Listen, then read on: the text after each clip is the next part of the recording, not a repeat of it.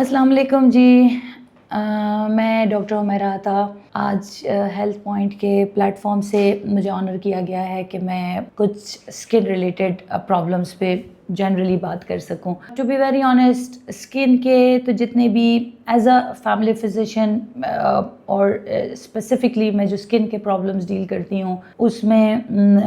Acne, मेलाज़्मा, ageing, ये सारे हमारे ढेर सारे प्रॉब्लम्स हमें डेली बेस पे देखने को मिलते हैं। मैंने अपने 12 इयर्स एक्सपीरियंस में देखा है कि यूजुअली जैसे ही एक स्किन क्लिनिक में एक पेशेंट एंटर होता है तो हम उसको सुपरफिशियली देख के एंड वी जस्ट दवाइयाँ लिख देते हैं and the patient just go home. 60% of the cases में तो जनाब दवाइयाँ काम कर जाती हैं and patient is happy, doctor is happy, काम चल जाता है। लेकिन 40% ऑफ द पॉपुलेशन आपके पास बार बार वापस होके आती है कि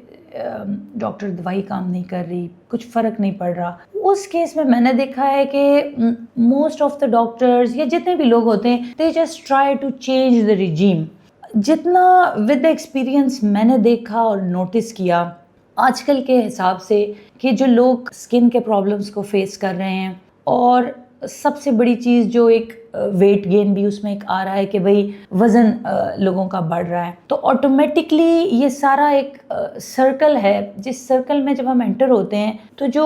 कल्प्रिट मैंने अपने जो 40% ऑफ द पॉपुलेशन की जो मैं बात कर रही हूँ कि भाई जहाँ पे ना दवाई काम कर रही है, कोई जी पेशेंट रो धो रहा होता है कि भाई मैं जिम जा रही हूँ, मैं डाइट भी कर रही हूँ, वज़न भी कम नहीं हो रहा, डॉक्टर साहिबा स्किन भी डल हो गई है, you know everything gone bad. वहाँ पे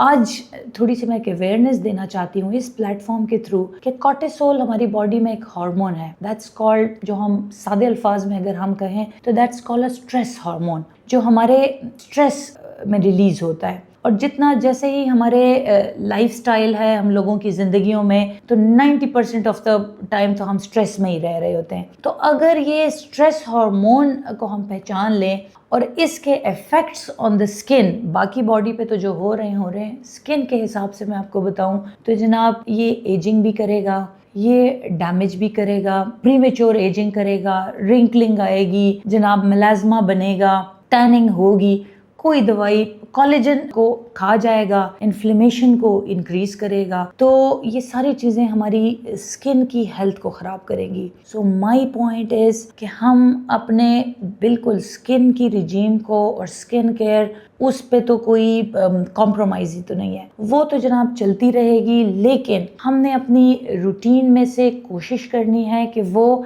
डॉक्टर की कंसल्टेशन कि जनाब हमें स्किन की हिसाब से रिजीम बताई जाए, लेकिन हमने एज अ पर्सन कि हमने अपने उस स्ट्रेस हार्मोन या कॉर्टिसोल जो हमारी बॉडी के अंदर प्रोड्यूस हो रहा है उसको हमने कैसे कंट्रोल करना है। सो डाइट उसमें सबसे पहले चीज़ है कि भाई डाइट में हम ऐसी क्या क्या चीज़ें खाएं कि भाई जिससे हमारा कॉर्टिसोल या स्ट्रेस हार्मोन डिक्रीज़ हो जाए। तो जब हम डाइट में, और मैं आपको मज़े की बात बताऊं कि जब हम डाइट में वो चीज़ें खाएंगे ऑटोमेटिकली आप सुनते जाएं उसमें कि देखें सबसे पहले जनाब अगर हम डाइट में आए तो फिश के अंदर जनाब वो सारे omega and you know these healthy products जो हमारी स्किन के लिए बेहतरीन है, nuts, avocados, green leafy vegetables, जो अगर मेरे पेशेंट्स जो मेरे पास कंसल्टेशन करते हैं वो हमेशा जब भी मेरे पास आते हैं उनको मैं हमेशा कहती हूँ 60% is the lifestyle and 40% is the medication always. So यही मेरी रिजीम में हमेशा होता है और यही चीज़ें आपके कॉर्टिसोल लेवल या स्ट्रेस हार्मोन को कम करेगा। और इन सारी चीज़ों में zinc, magnesium, vitamin C, calcium, omega, ये सारे जनाब हेल्दी है हमारी बॉडी के लिए। और जब हमारी बॉडी इंटरनली हेल्दी रहेगी तो ऑटोमेटिकली हमारी स्किन भी हेल्दी रहेगी and we will have a happy life. Thank you so very much.